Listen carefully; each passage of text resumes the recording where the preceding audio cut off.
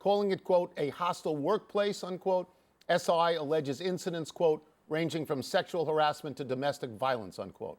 The report concentrates on former team president Terdema Ussery, painting him as a repeat offender, and on Mavericks in-house reporter Earl Snead, who reportedly pled guilty to hitting his girlfriend in the face. And then Snead subsequently assaulted a fellow Mavericks employee who he was dating.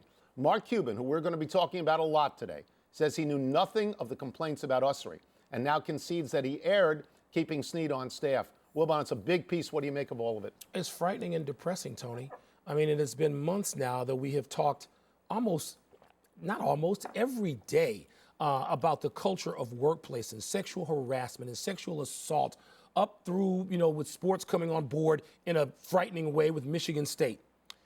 And now you have this, an identifiable team and owner and product. They won a championship in 2011 while these events were allegedly going on. That's right. And Terdema Ussery is a guy that let me just admit, I have known him, have palled around with him some.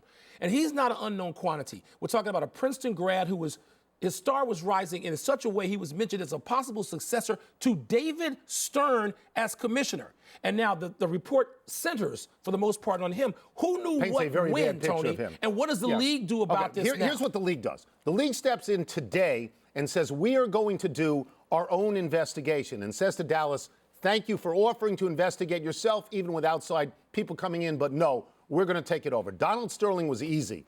This, you have to find out who knew what and when. You cannot have women work for an organization who are terrified to work for the guy who is the president or other people floating around in this organization. And ultimately, it's going to come around on Mark Cuban, who we both like very much. Mark Cuban has taken the Rick Pitino defense. I didn't know anything about Ussery and all these things happened. I didn't know about them in the time that they happened.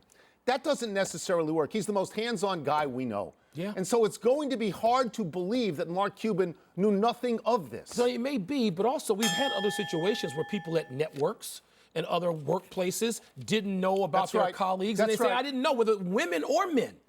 And so I don't know who knew what when. That needs to be established, by the way. Got to be a timeline. It's very important. And neither of us believes that this is an isolated incident, that there are no other teams where this is prevalent. Can't take that position. There's even more confronting Mark Cuban today.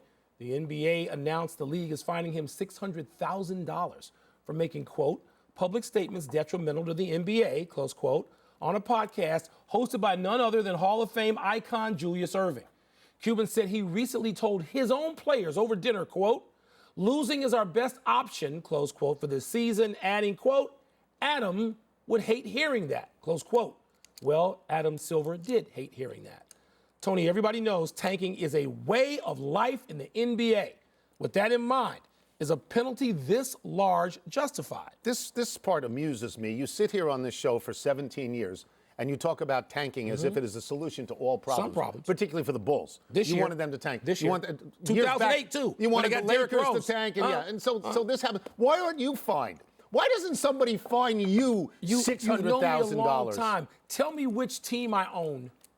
Let me know. And it's something they can find me. The 76ers made the statement, trust the process. It enabled them to get Embiid and Ben Simmons. They totally tanked. How many years? 7, 8 years? Tanked. They've been tanking. Yeah. So, but Tony, you can't talk about it publicly. Everybody knows it's going to happen. Adam Silver and David Stern before him knew it was going to happen. You want to do this because you might get, LeBron James. Do you think it happens? It changes not just your team, in football but your and state. baseball? I don't. Not as much. Because the draft isn't as well known. One player is so disproportionately important and impactful in basketball. I agree with that. So if you could tank and get that guy, look, Tony, there are going to be 8 teams tanking this year. And they better tank. The draft is 7 or 8 players deep.